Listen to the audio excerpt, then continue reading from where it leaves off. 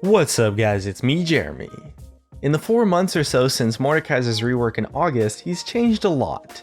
And now he's ended up in kind of a weird spot, comparable to how he was completely before the rework.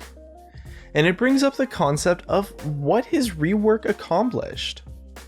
Also a heads up, I'm doing a $200 RP giveaway with some friends, and it's super easy to enter, just check the link in the description. And if you enjoyed the video, don't forget to hit that like button, and if you don't enjoy the video, click the dislike. Either way, if this video hits 10,000 ratings, I'm gonna buy myself a pizza. Anyways, let's get started.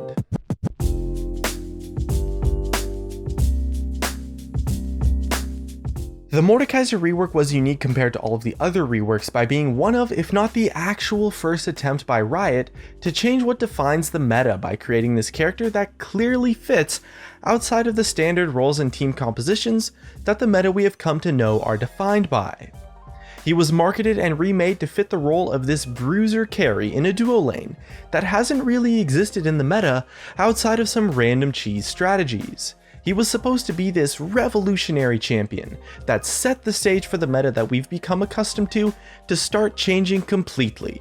Ever since the Season 1 World Championships, the bottom duo lane has consisted of a support and a ranged AD carry, and aside from lane swaps, this has never changed competitively.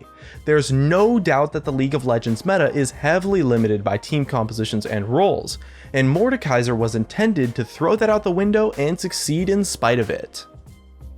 Giving Mordekaiser great AD and AP scaling, the ability to gain full experience when laning with an ally, and introducing the Dragon Ghost if he assists on the kill, all made him a prime candidate for the bottom lane. Having the kind of flexibility to take a melee fighter bottom freed up a spot for a marksman in the jungle or a solo lane, and really brought a lot of potential to team compositions in the game for a time. For about the first 2 months or so after his rework, it definitely was successful in creating a competitive pick for the duo lane that wasn't an AD carry or support. However, the reason why he succeeded, well, it wasn't really optimal at all. He essentially succeeded in breaking the meta by just being completely overpowered, which is of course not the ideal way to do that kind of thing. At the time of his rework, the numbers on his Q and W were far too high, and giving him full experience allowed him to hit level 6 while his lane opponents were still level 4. And so although at first it did accomplish its goals set out in the design, it did so for the wrong reasons, and after his resulting and well-deserved nerfs, well, he's struggled a lot to find a place and has lost all sight of what was intended for his original design. Completely before the rework, Mordekaiser was an acceptable niche solo laner. His rework moved him into the bottom lane, as his W's active and passive were pretty much useless without an ally nearby. Recently, after some buffs, some players have found a place for him in the jungle, utilizing his great sustain and counter gank potential, and we're starting to see him pop up in some solo lanes. However, as much as I personally enjoyed playing a bit of Mordekaiser jungle, the statistics showed that he's just not that good of a champion right now, with a win rate sitting at about 46% at the time of making this video. And more importantly, he's lost the tools in his kit that made him ideal for the duo lane role.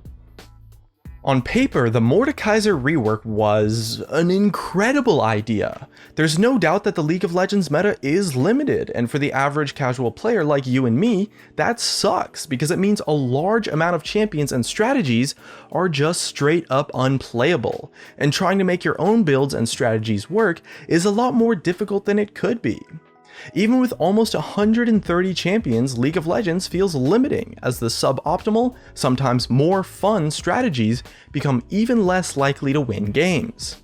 Mordekaiser was supposed to give that decision to the players, to go into the bottom lane as a melee juggernaut and act as an anti-carry, but it really fell flat once Riot removed the initial power that made the pick so popular.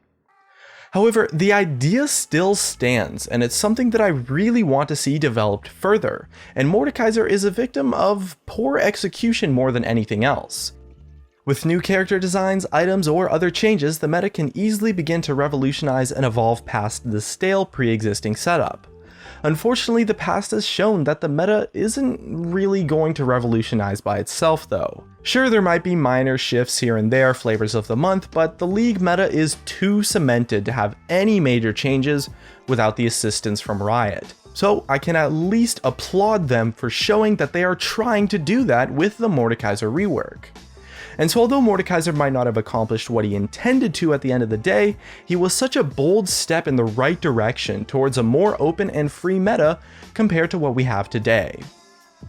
And an example of someone who likely took inspiration from the design philosophies of the Mordekaiser rework was actually Kindred.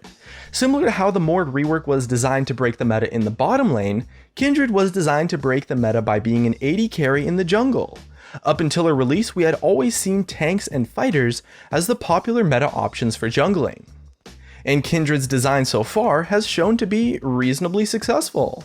Her win rate in solo queue isn't an obnoxious 56% like Mordekaiser's was, and although she is a reasonably contested pick in the LCS and LCK, her win rate across the board is below 20% in competitive play at the time of making this video. So although she's definitely a strong champion, I'm not sure if you can say that she's overpowered, and even if she is overpowered, it's by a relatively small margin, unlike how Mordekaiser was, because she succeeds in a different way.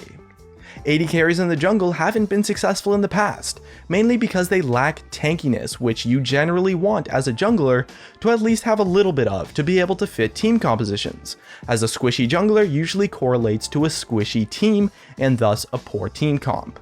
But Kindred gets around that because her ultimate gives her a form of tankiness that allows her to not only make herself unkillable, but the rest of her team as well.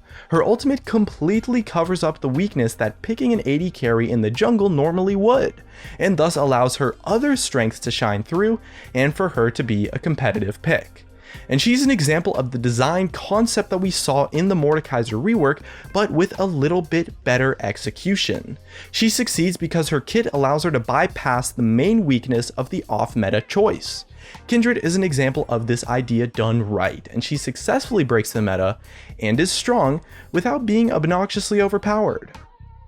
And as more champions and reworks with unique and distinctive playstyles are released, we'll have even more options on how to play beyond the current meta, which should hopefully keep the game interesting for players who are beginning to burn out.